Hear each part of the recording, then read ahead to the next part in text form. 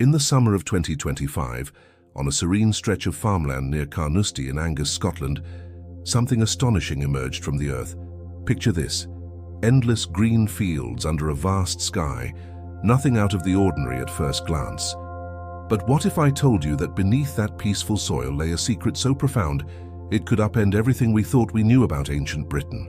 Archaeologists unearthed massive wooden beams, not scattered haphazardly, but aligned with eerie precision. These weren't mere relics, they formed a colossal structure, one that whispers of forgotten rituals and hidden powers. And here's the twist: it predates Stonehenge by almost 1,000 years. Could this be the key to unlocking the true origins of civilization in Britain? What drove these ancient people to create something so grand?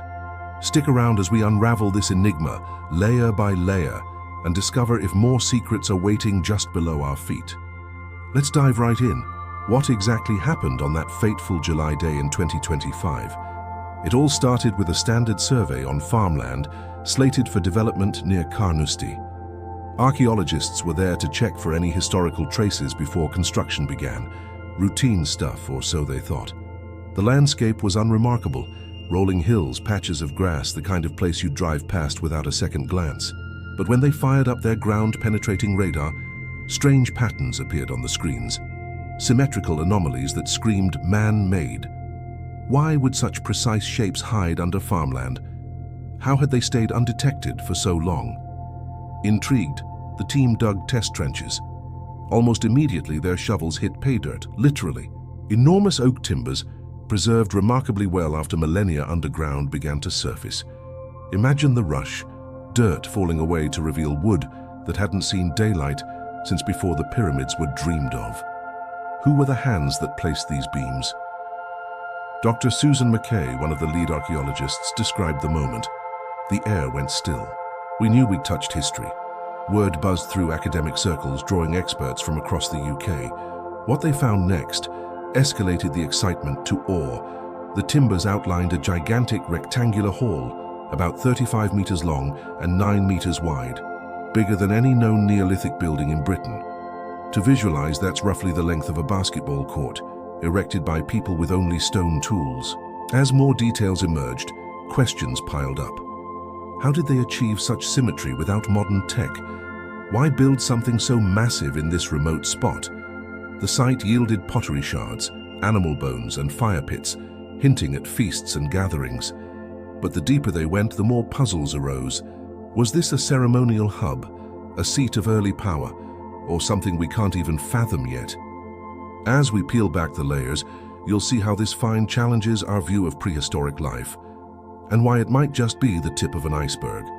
Now, let's zoom in on what this structure actually looked like. As the excavation progressed, the hall's scale became undeniable. Rows of sturdy oak posts defined its edges, each one hefty and deliberately positioned. These weren't flimsy sticks. They were trunks from ancient forests, felled, shaped, and smoothed with flint axes. Marks from those tools still scar the wood, a testament to the builder's grit. The posts stood evenly spaced, sunk to uniform depths, evidence of a meticulous plan. Inside, central hearths dotted the length, their charred remnants suggesting roaring fires that lit up the space. What activities unfolded around those flames? Scattered bones from cattle, sheep, and pigs point to epic feasts. Imagine aromas of roasting meat filling the air, laughter echoing off wooden walls.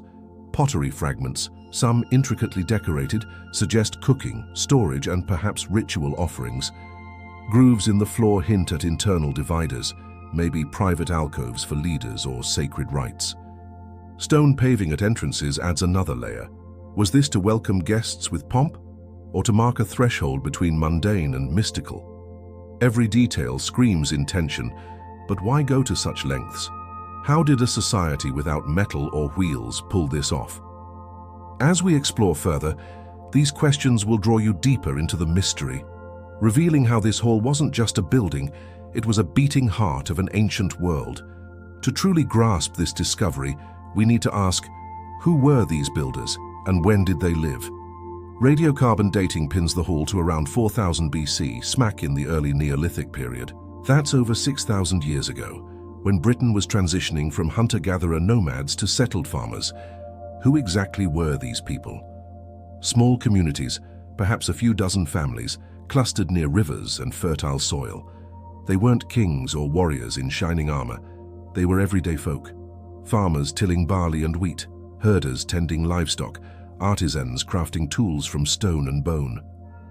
Life back then revolved around seasons, planting in spring, harvesting in fall, foraging berries and hunting deer in between. But agriculture brought change. It meant surplus food, permanent homes, and, crucially, time for bigger dreams. These groups traded with neighbors, swapping pottery styles and farming tips. Connections stretched across Europe, from France to the Netherlands, bringing ideas northward. So how did they organize to build this hall? It demanded teamwork, felling trees, hauling logs, digging post holes. Likely multiple villages pooled labor under some form of leadership, elders or shamans coordinating the effort. Why here, in eastern Scotland? The location offered rich soil and proximity to coasts for trade. Similar halls in Germany and Denmark from the same era suggest a shared cultural wave sweeping northern Europe. Were rituals involved? Communal tombs nearby hint at ancestor worship, so perhaps this hall hosted ceremonies tying communities together. But without written words, we piece it from clues. As we connect these dots, the picture sharpens. These weren't primitive survivors, they were innovators. And just when you think you've got it, new questions arise. What forced them to abandon it? Hold on, we're getting there, and the answers might surprise you. Shifting gears, why build such a grand hall at all? The evidence paints a vivid scene. Thousands of animal bones litter the site. Not casual meals, but remnants of massive banquets. Picture herds slaughtered, fires blazing, entire clans feasting under one roof. This required planning, sourcing food, inviting allies, dividing shares. What events sparked these gatherings? Harvest celebrations? Alliances sealed over meals? The pottery, etched with patterns, wasn't just utilitarian, it carried cultural weight, perhaps passed down generations. Those hearths, spaced methodically, divided the space like rooms in a modern venue. Why the zoning? Maybe for social hierarchies, leaders at one end, families at another. Stone paths at doors imply formality. Entering wasn't casual, it was an event. Beyond feasting, could this have been a proto-government hall? Discussions on disputes, trade deals, or defenses. Rituals seem probable too. Neolithic folk blended practical and spiritual, using spaces like this to honor gods or ancestors. But here's the hook. Was abandonment deliberate? Fires might have consumed it ritually, or climate shifts forced a move. Why bury it under soil? Natural erosion or intentional concealment? As we probe these whys, the intrigue builds. Imagine if solving this unlocks broader secrets of human society. Comparing this to icons like Stonehenge amps up the wonder. Stonehenge, built around 3000 BC, dazzles with its stones hauled from afar, aligned to solstices. But this timber hall predates it by centuries, using local oaks shaped with precision. No cosmic alignments here, yet the symmetry and scale rival it.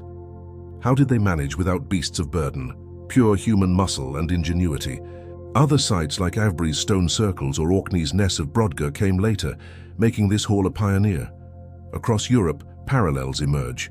Germany's Leipzig site, a 7,000-year-old timber behemoth, Denmark's longhouses for clans. Why have stones overshadowed wood? Durability, timber rots, stones endure. But now, this find flips the script. What if Britain's Neolithic was timber first? And why stop at one? Fields across Scotland might hide more. As we near the end, these comparisons tease what's next. Could tech reveal a lost network of halls? The suspense is real. Don't stop now.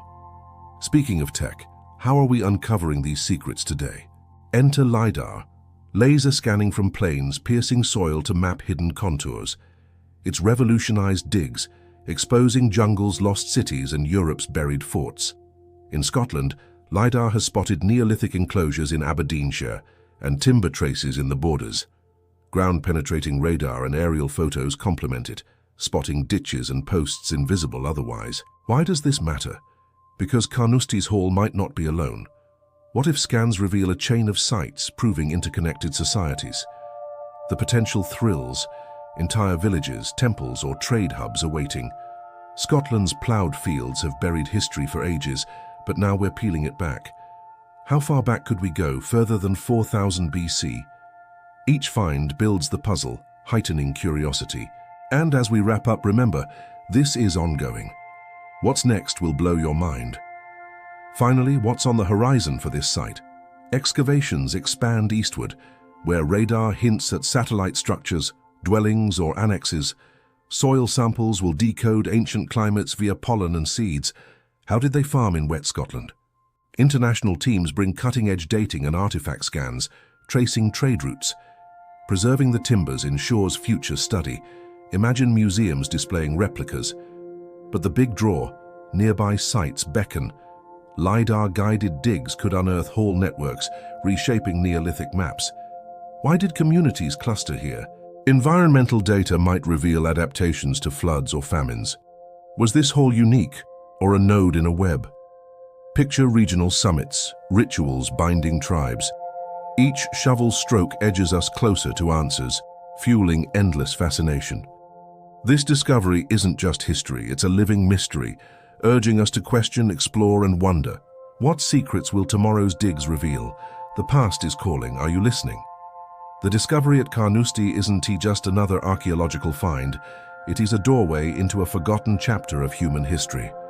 Long before Stonehenge, people here built monuments of wood, community, and purpose.